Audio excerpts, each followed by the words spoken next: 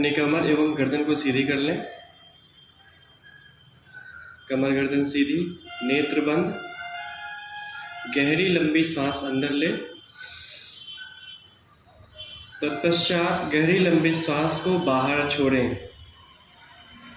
भावना करें कि अपने आज्ञा चक्र अर्थात दोनों भावों के बीच में स्वर्णिम सविता देवता अपने प्रकाश को बिखेर रहे हैं और उस प्राण ऊर्जा, उस दिव्य ऊर्जा को हम अपने अंदर समाहित कर रहे हैं। गहरी लंबी सांस को अंदर लें। सांस लेते समय यह भावना करें कि हम इस वातावरण से एक पॉजिटिव एनर्जी को अपने अंदर समाहित कर रहे हैं। डीप इनहेल तथा श्वास छोड़ते समय यह भावना करें कि हम अपने अंदर की नेगेटिव एनर्जी, कोई सी भी बुरी ऊर्जा को अपने शरीर से बाहर छोड़ रहे हैं। गहरी श्वास को बाहर छोड़ें। इस प्रक्रिया में ध्यान रखें कि हमारा स्पाइनल कॉर्ड अर्थात कमर एवं गर्दन सीधी रहे।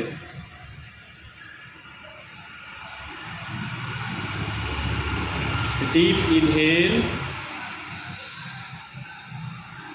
गहरी श्वास को बाहर छोड़ें।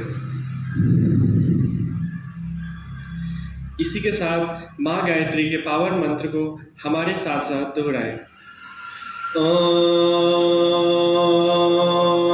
भूर्भुवः स्वाहा तत्सवितुर्वरेण्यं भर्गो देवस्य धीमहि धियो यो नः प्रचोदयात्।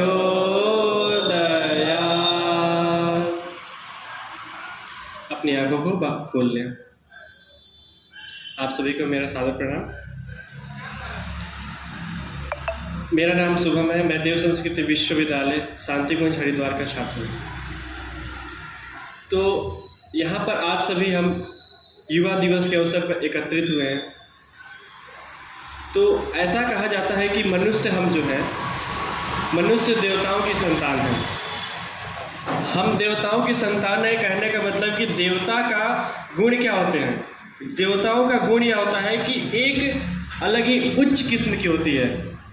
और आज के हम देवताओं की जो संतान है, अपने ऐसा चीज़ अपने अंदर ग्रहण कर रहे हैं, अपने विचारों के माध्यम से या फिर इंद्रियों के माध्यम से जो चीज़ भी हम ग्रहण कर रहे हैं वो देवताओं के लायक नहीं है। जैसे कि कहें तो इंसान आजकल मांस का सेवन कर रहा है, मदिरा का सेवन कर रहा है, या फिर और भी बहुत सारी चीज़ें होती हैं जो चीज़ों का सेवन कर रहा है जो कि एक देवताओं के लायक नहीं होता है। तो ऐसा उपनिषद छांदोग्य उपनिषद में कहा गया है कि जैसा खाए अन्न वैसा होए मन। मतलब कि जिस प्रकार हम अपने शरीर में जो चीज़ डालते हैं उसी प्रकार हमारा मन होता है। जैसे कि हमारा शरीर एक मशीन की तरह है। तो मशीन कहने का मतलब, अगर हम मशीन में ईंट पत्थर को डालेंगे तो ईंट पत्थर को डालेंगे तो मशीन कार्य करना बंद कर देगा या फिर कुछ खराब हो जाएगा मशीन में।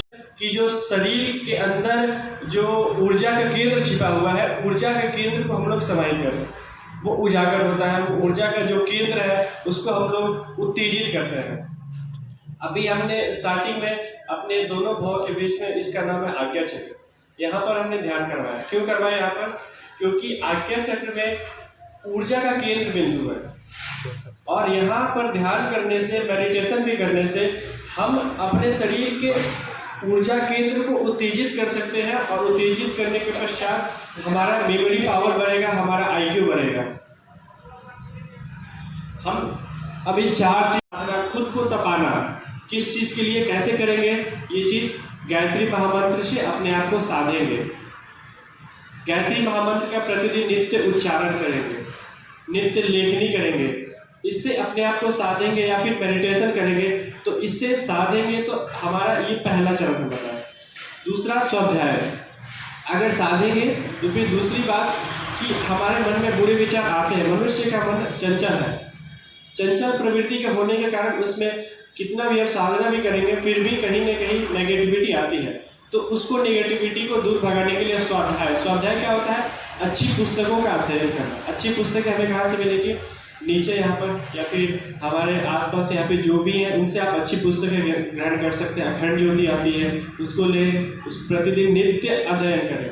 अगर किसी दिन ज़्यादा व्यस्त रह रहे हैं तो एक पेज ही अध्ययन करें, लेकिन नित्य अध्ययन करें। उसका अध्ययन करने से हमारे मन में जो भी बुरे विचार आते हैं उससे में बहुत हद तक हमें कमी आएगी। तीसरा चीज़ साधना स्वाध्याय, और तीसरा संयम। संयम करने का अर्थ है कि अपने इंद्रियों पर संयम करना। जब हम साधना करेंगे फिर स्वाध्याय करेंगे तो अपने आप हमारे इंद्रिय संयम हो गए। इंद्रिय संयम करने का मतलब, और जैसे कि बाजार में जा रहे हैं, कहीं ठेले पर गोलगप्पा मिल गया तो वो सब किस भावना से वो लोग बनाए हैं, किस भावना से उसको तैयार कर रहे हैं। अभी जैसे मैंने बताया, जैसा खाए अन्न वैसा होए मन। तो उस चीज़ को खाने से हम लोग का जो मन है वो तामसिक प्रवृत्ति का हो जाता है। तामसिक, जैसे लहसुन प्याज हम लोग के मना किया जाता है। हम लोग के पुराने ऋषि लोग मना करते थे लहसुन प्याज खाने। क्यों मना करते थे? क्योंकि लहसुन प्याज में जो है तामसिक प्रवृत्ति पाई जाती है। उसको खाने के पश्चात हमारे मन में तरह तरह के विषय के प्रति आकर्षण हो कि मुझे ये चाहिए, मुझे वो चाहिए, मुझे, मेरे अंदर अहंकार आता है, फिर गुस्सा वाली भावना। आप खुद भी इस चीज़ को अनुभव करेंगे। संयम करने का मतलब अपने इंद्रियों पर, विचारों पर संयम करें। चौथा साधना स्वाध्याय संयम और सेवा। सेवा करने का मतलब कि हम दूसरों का सेवा करें। अगर हम राह चलते जा रहे हैं, अभी हमें दिखे कोई बुजुर्ग व्यक्ति या फिर कोई भी जो कि ठंड से घुटुर रहे, तो हम जितना भी हमारी क्षमता है हम उस क्षमता के अनुसार उन्हें सेवा करें। सबसे पहले ये कहा जाता है कि हम अपने आप को बदलें, उसके बाद सामने वाले को बदलें। गायत्री परिवार का एक नारा है कि हम बदलेंगे युग बदलेगा। सर्वप्रथम अपने आप को बदलना पड़ेगा, उसके बाद सामने वाले को बदलना पड़ेगा। अपने घर में पहले सुधार करें, उसके बाद सामने वाले के घर में सुधार करें। तो ये 4 चरण है, इसको अपने आप में ग्रहण करें। और कहीं भी जब अच्छी जगह पर जाए या फिर जहाँ पे कभी सेमिनार हो तो अपने साथ एक डायरी या फिर पेन नोट करने के लिए और एक कॉपी जरूर रखा करें, ताकि, क्योंकि मनुष्य का मन इसी प्रकार करता है कि आप एक दिन किसी चीज़ को याद करें और दूसरे दिन के बाद या फिर कुछ दिनों के पश्चात उस चीज़ों को भूल जाएंगे। दोस्तों, एक डायरी, अपना पर्सनल डायरी रखें, और अगर किसी कारणवश भूल जाए तो घर जाकर उस डायरी में उस चीज़ को नोट कर लें, और उस चीज़ को नोट करने के पश्चात प्रतिदिन उसको फॉलो करें।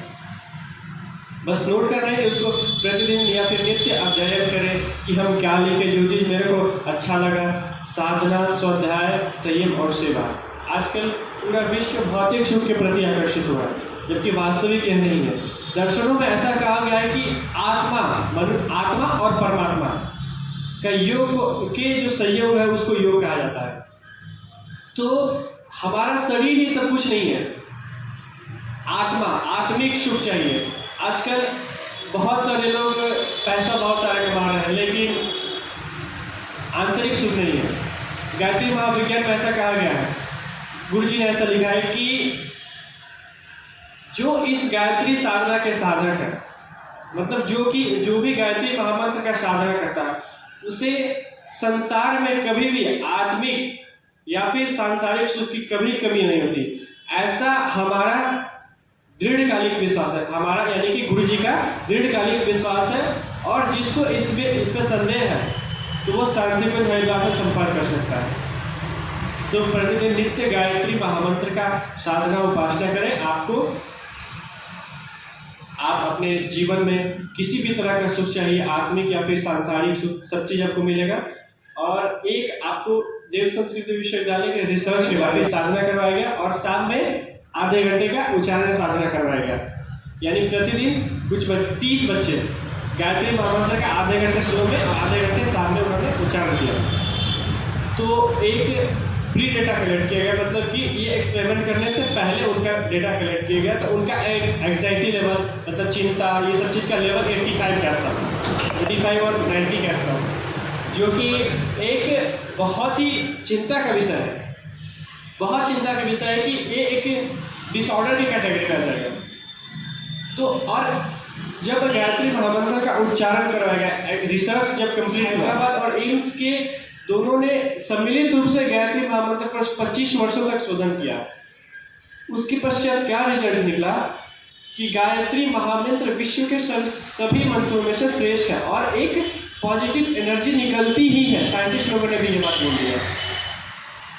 तो हमें नित्य अपने जीवन शैली में, अपने जीवन यापन में गायत्री महामंत्र को शामिल करना चाहिए। गायत्री महामंत्र में वो शक्ति है जो किसी और संसार के मंत्रों में नहीं है। गायत्री महाविज्ञान के द्वितीय भाग में भी यह कहा गया, गुरु जी ने कहा है कि गायत्री महामंत्र को अगर हम छोड़ के किसी दूसरे महामंत्र का या किसी दूसरे मंत्र का भी उच्चारण करते हैं तो ये उस प्रकार है जैसे कि हमारे थाली में परोसा हुआ भोजन को हम छोड़कर किसी दूसरे के सामने भिक्षा मांगने का समान है। गायत्री महामंत्र में वो शक्ति है।